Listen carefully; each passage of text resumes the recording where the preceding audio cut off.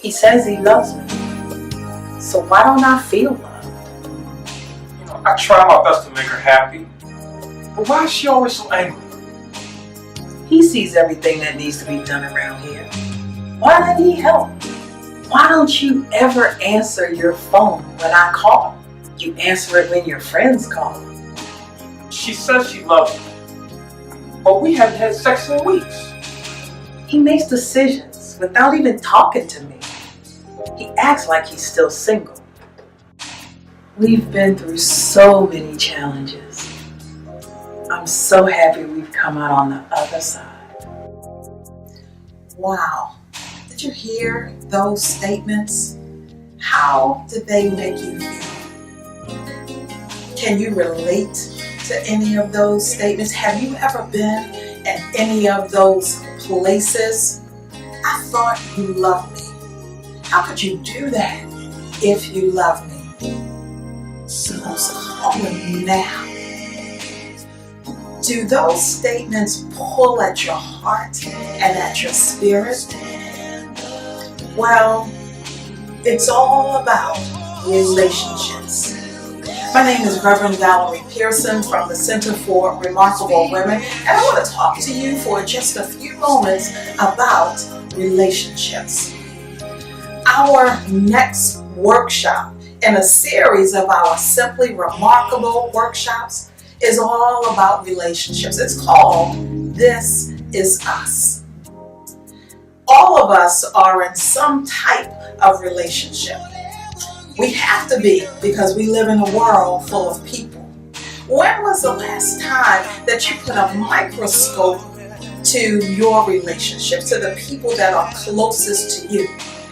In this upcoming workshop, that's what we're going to talk about, relationships.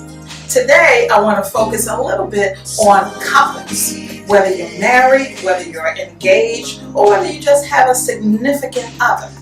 I believe that this workshop will minister to you. Whether you've been married for a little while or you've been married for a long time, there's always some work to do in your marriage. I want you to meet two couples. I want you to meet Eric and Candace, who have been married for a short time, about 3 months. And I also want you to meet Anthony and Deidre, who have been married for a whole lot longer. Let's hear what they have to say about compromise, about communication, about commitment, and about sex. Let's listen. What I love most about Eric is his big heart. He'll just help anybody when he sees that they need something, and he's a great man. I think that's what I love most about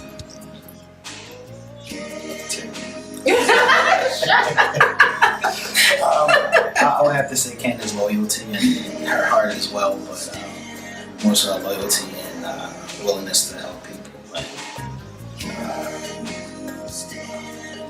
That may be it for right now.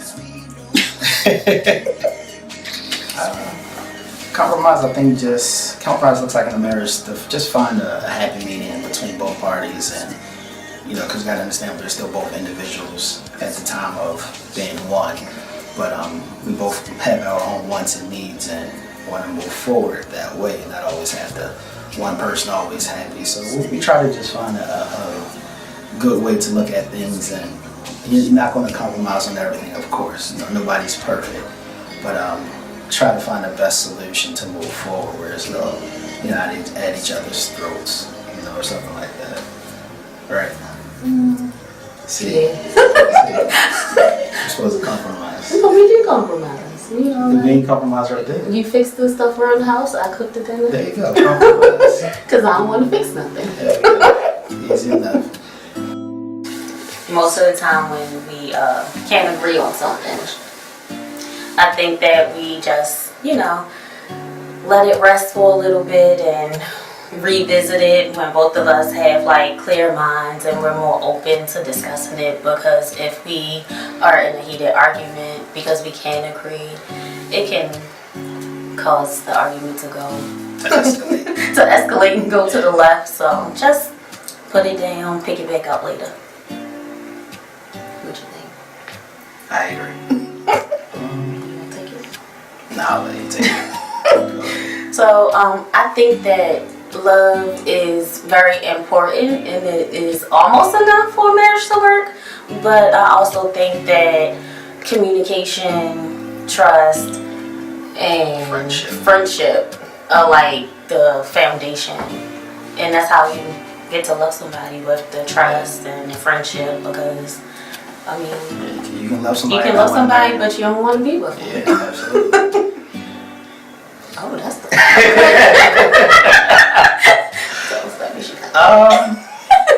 It depends. If it's a weekday or weekend. So, How late we been working? yeah, we've been working all day. Sometimes it's 100%. Sometimes it's 200. But I mean, we're newlyweds, so it's no complaints whatsoever.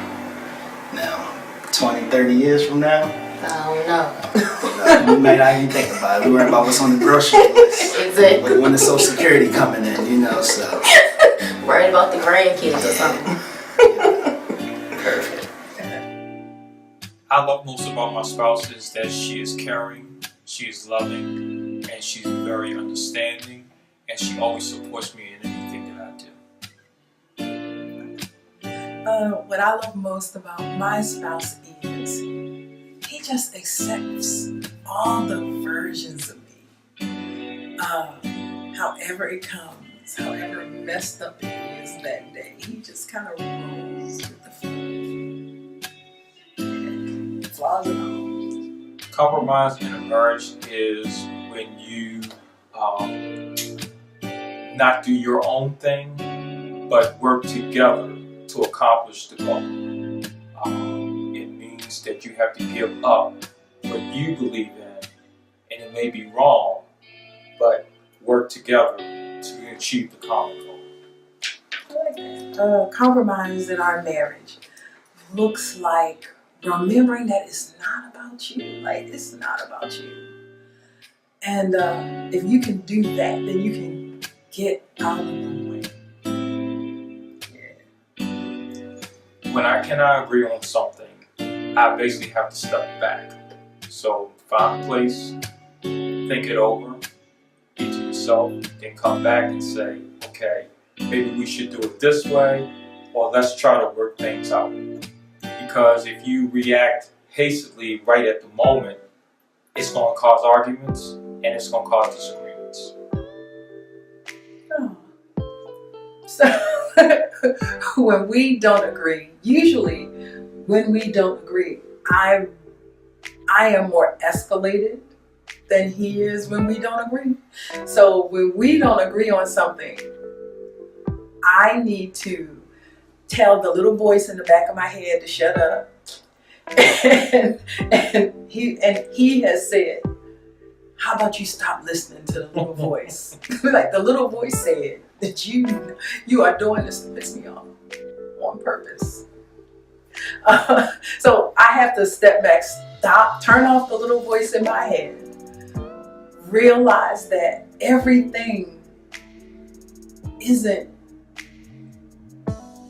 issue doesn't have the same level of importance, and weed out the small stuff. And again, not be so needing of having my own way. Yeah. So and over time, once I recognize it, it's not about you, and not focusing on trying to have my own way, we can create a win-win. No, love is not enough for a marriage to work. Not at all. And I say that because over 20 years, there have been times when I really didn't love him very much. I didn't really like him very much. And so if that had been all there was, we wouldn't be here. It comes down to remembering the covenant that we made with God, and believing that when I don't like you and I'm not sure I want to be married to you, but God, I promised you. And getting to that level of surrender and taking your hands off of it is what I believe has allowed us to get past that. Love is just not enough. You have to have trust, you have to have understanding, you have to have communication, and be able to say, this is my best friend, not just my spouse. This is my best friend. So to have fun together, that you enjoy one another's company, that you can spend time together. And I think that's the important part. Love is not just physical, it's more of communication, understanding, trust, and those things. Our sex life could be better. I should let you answer that one first. It has gotten better. It is better than it's been, but it could be better. Our sex life could be better.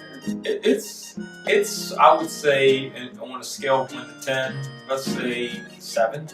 It could be a little higher, because life. You know, you come home from work, you're tired, you want to kind of retreat a little bit. She wants to retreat a bit. By the time you come up, and my fault is staying watching TV and let the TV watch me. And by the time I go upstairs, she's knocked out asleep. Falling asleep on the couch and coming upstairs at 2 a.m. and kind of, for real, don't know.